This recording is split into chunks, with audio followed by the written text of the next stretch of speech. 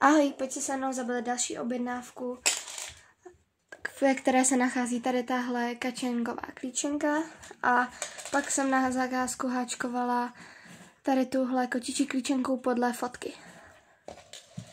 Takže do krabice si dám už obě klíčenky,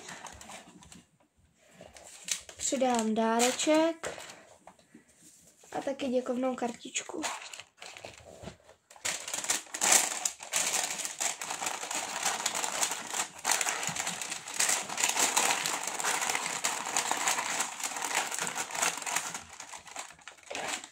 Pak si tohle nějak zalepím nálepkou.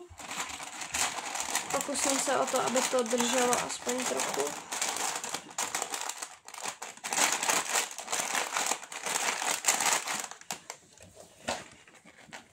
Takže to tam dáme ještě jednou.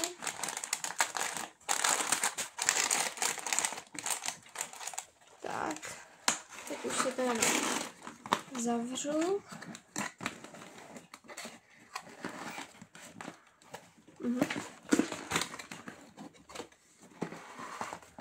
Tak tohle je taková pevná krabice, takže snad bude držet.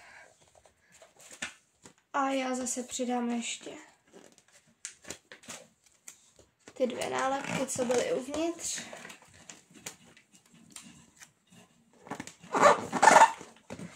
A já moc děkuju za objednávku a dneska to pošlu. Tak ahoj!